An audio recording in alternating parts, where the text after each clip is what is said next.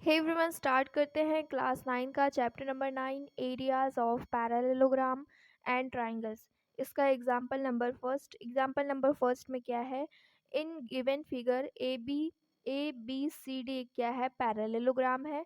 And E F C D क्या है? Is a rectangle. एक ये क्या है? रेक्टेंगल है। ऑल्सो ए एल जो है वो परपेंडिकुलर है डी सी के।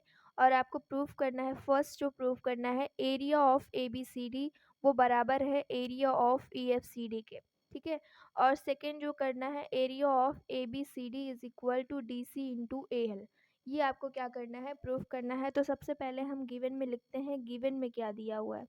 ठीक है, गिवन में अगर आप देखोगे तो ए बी सी डी क्या दिया हुआ है? पैरेललोग्राम दिया हुआ है। ठीक है, तो A B C D is a parallelogram. And अगर आप देखोगे ई एफ सी डी क्या है? एक रेक्टेंगल है, इज अ रेक्टेंगल। दूसरी जो चीज़ दी हुई है वो है A L is perpendicular D C के दिया हुआ है। ठीक है, ये सारा आपको गिवन में दिया हुआ है। अब एक एक करके हम क्या करते हैं? प्रूफ करते हैं। तो फर्स्ट प्रूफ अगर मैं बताऊं, फर्स्ट प्रूफ करूं, तो अगर पीछे प्रीवियस वीडियो में मैंने बताया हुआ है कि कोई भी अगर जैसे रेक्टेंगल है, कोई क्वाड्रिलेटरल अगर पैरेललोग्राम उसको हम बोल रहे हैं, उसकी कंडीशन क्या है? पैरेललोग्राम हम उसको क्यों बोलते हैं? देखो, पैरेललोग्राम कब होता है कि उसकी जो अपोजिट साइड होती है, इसकी जो अपोजिट साइड होती है वो क्या होती है? बराबर होती है और एक दूसरे के पैरेलल होती है। ठीक है, दोनों पेयर्स होने चाहिए। तो उसको हम, उस क्वाड्रिलेटरल को हम क्या बोल देते हैं?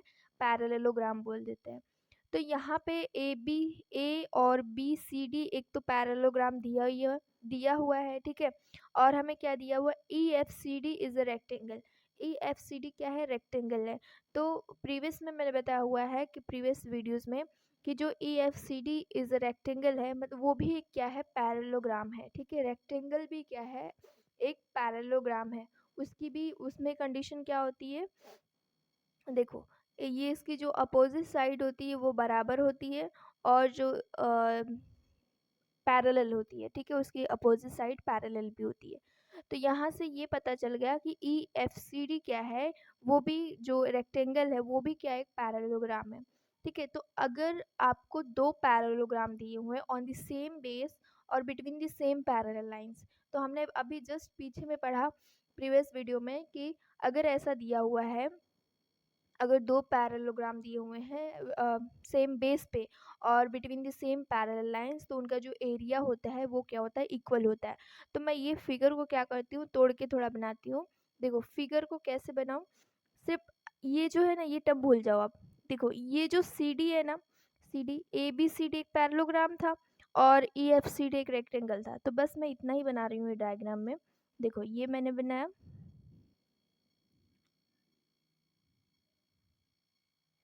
ये था, और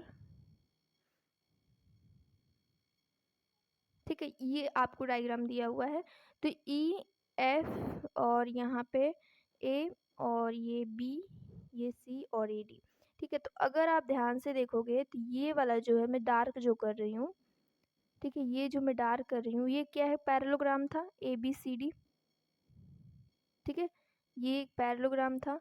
तो अगर आप ध्यान से देखोगे तो ये जो सी डी इसका बेस है। फिर अगर ये वाला रेक्टेंगल देखोगे, ये वाला रेक्टेंगल, ये भी सेम बेस पे आ रहा है सी डी पे। और अगर मैं पैरेलल की बात करूँ तो देखो, सारे एक ही स्ट्रेट लाइन में आ रहे हैं, एक ही स्ट्रेट लाइन में आ रहा है, और ये लाइन क्या हो जाएगी? इसकी पैरेलल हो जाएगी। ठीक है, तो ये जो दोनों फिगर्स बन रहे हैं वो क्या बन रहे हैं? ऑन द सेम बेस पे बन रहे हैं और between the same parallel lines के बीच में बन रहे हैं। तो अगर ऐसा है तो और ऊपर से हमने ये भी बता दिया कि जो ई एफ सी डी है, वो जो रेक्टेंगल है वो भी क्या है? पैरेललोग्राम है। ठीक है, तो अगर वो भी पैरेललोग्राम है तो हमने पढ़ा हुआ है कि अगर किसी भी कोई भी दो फिगर, मतलब कोई भी दो फिगर हम नहीं बोल सकते क्योंकि डिफरेंट डिफरेंट, जैसे मान लेते हैं मैं ट्राइंगल, दो ट्राइंगल लेती हूँ, दोनों ट्राइंगल सेम बेस पे बने हुए हैं और उनके बीच में जो between the same parallel lines के बीच में बनी हुई हैं, तो वो उनका जो एरिया होगा वो क्या होगा? इक्वल होगा। ऐसे ही अगर आपको दो पैरेललोग्राम दिए हुए हैं on the same base between the same parallel lines, तो उनका जो एरिया होगा वो इक्वल होगा। ठीक है, तो यहाँ से हम ये लिख सकते हैं, आपको एज अ स्टेटमेंट लिखना है एज अ, हम जानते हैं कि रेक्टेंगल क्या होता है, वो भी एक पैरेललोग्राम होता है, इज ऑल्सो अ पैरेललोग्राम। ठीक है, अगर ऐसा दिया हुआ है आपको A B C D E F C D पे एक पैरेललोग्राम है, तो दोनों फिगर सेम बेस पे बन रहे हैं between the same parallel lines, तो दोनों का एरिया क्या होगा, इक्वल होगा। तो यहाँ से आप ये लिख सकते हो area of A B C D is equal to area of E F C D. ठीक है, ये हमने थ्योरम में प्रूव किया था बाय थ्योरम 9.1। ठीक है, वो आप एक बार जाके देख लीजिएगा, थ्योरम 9.1 में यही दिया हुआ है, ये हमने प्रूव किया था। ठीक है, तो यहाँ से हमने फर्स्ट प्रूफ निकाल दिया कि दोनों का एरिया क्या हो गया, इक्वल। सेकंड पे चलते हैं। सेकंड पे जाने से पहले अगर मैं आपको पूछूं कि अगर हमें किसी भी रेक्टेंगल का एरिया निकालना है, तो रेक्टेंगल का एरिया कैसे निकालते हैं, ये जो रेक्टेंगल दिया हुआ है तो इसका जो एरिया निकालना है तो कैसे, क्या फॉर्मूला यूज़ करते हैं, लेंथ इनटू उसकी जो ब्रेथ होती है। ठीक है, लेंथ इनटू ब्रेथ, उसका एरिया हम निकालते हैं। ठीक है, तो यहाँ से अगर मैं बात करूँ तो एरिया ऑफ, अगर ए बी सी डी, ये जो ये रिजल्ट आया है इसको मैं उठा रही हूँ, area of E F C D. ठीक है, ये दिया हुआ है। तो ई एफ सी डी क्या है, ई एफ सी डी एक रेक्टेंगल है। ठीक है, अब इसका मुझे अगर एरिया निकालना है तो एरिया का फॉर्मूला क्या हो जाएगा, लेंथ इनटू ब्रेथ। ठीक है, तो C D D C into F C, तो मैं यहाँ से लिख सकती हूँ D C into F C. ठीक है, लिख सकती हूँ क्योंकि रेक्टेंगल का एरिया क्या होता है, लेंथ इनटू ब्रेथ होता है। अब नेक्स्ट पे अगर आते हैं, नेक्स्ट पॉइंट पे हमने क्या खींच दिया कि एक परपेंडिकुलर ए एल जो है वो परपेंडिकुलर है डी सी के, एक हमने एक लाइन खींची जो कि परपेंडिकुलर है डी सी के। ठीक है, तो यहाँ पे ऑल्सो हम यहाँ पे लिखेंगे, अगर हमने ये देखा कि ए एल है वो परपेंडिकुलर डी सी के। अब हमने क्या देखा, अब सिर्फ क्या करो, ये लाइन सारी भूल जाओ, सिर्फ ये रेक्टेंगल देखो। ठीक है, रेक्टेंगल देखो, तो मैंने ये रेक्टेंगल बनाया ई एफ सी डी। ठीक है, ई एफ सी डी, ये रेक्टेंगल बनाया। अब इसके अंदर मैंने क्या किया, एक परपेंडिकुलर खींचा। ठीक है, ये लाइन मैंने इसके परपेंडिकुलर खींचा ए एल।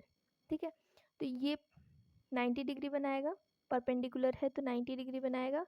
अब किसी भी रेक्टेंगल के अंदर आप अगर परपेंडिकुलर खींचते हो तो जो रेक्टेंगल और बनेंगे, जो दो रेक्टेंगल बनेंगे, ठीक है, दो पार्ट में डिवाइड हो जाएंगे, तो ये दोनों ही क्या होंगे, रेक्टेंगल होंगे। आप कितने भी डायग्राम बना लो, अगर जैसे मैंने एक रेक्टेंगल ये लिया, दो लाइन खींच दी, ठीक है, दो दो परपेंडिकुलर खींच दिया। अब दो परपेंडिकुलर खींच दिया तो ये भी एक रेक्टेंगल है, ये भी एक रेक्टेंगल है, ये भी एक रेक्टेंगल है।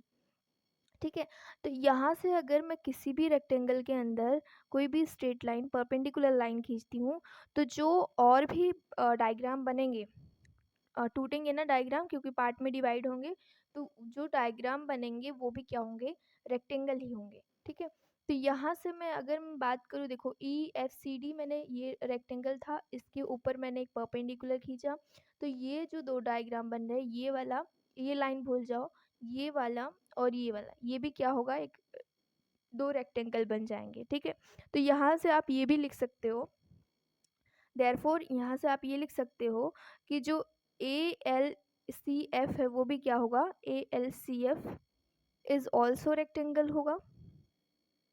ठीक है, ये भी क्या होगा, एक रेक्टेंगल ही होगा। तो अगर ये रेक्टेंगल होगा तो यहाँ से हम ये लिख सकते हैं क्या, A L is equal to F C, क्योंकि रेक्टेंगल की अपोजिट साइड क्या होती है, बराबर होती हैं, तो A L is equal to F C. मैंने इसको क्या कर दिया, इसके बराबर लिख दिया, इसको मैं मान लेती हूँ इक्वेशन नंबर 2। ठीक है, तो A L is equal to F C, तो यहाँ पे आप कंडीशन लिख सकते हो, क्यों हुआ, क्योंकि जो रेक्टेंगल की अपोजिट साइड होती हैं वो बराबर होती हैं। ठीक है, आप यहाँ पे लिख सकते हो opposite sides of rectangle are equal. ठीक है, ये हो गया, ये बराबर होती हैं। तो यहाँ से अगर मैं फ्रॉम इक्वेशन टू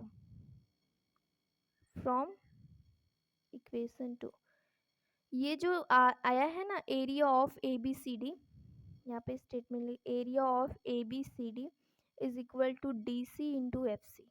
ठीक है, ये इक्वेशन टू था। तो मैं क्या एफ सी की जगह पे ए एल नहीं लिख सकती, क्योंकि मैंने यहाँ पे दोनों को बराबर दिखा दिया। ठीक है, तो एरिया ऑफ यहाँ से क्या निकल के आ जाएगा, A B C D is equal to D C into A L. ठीक है, यही हमें क्या करना था, प्रूफ करना था। ये हो गया आपका प्रूफ।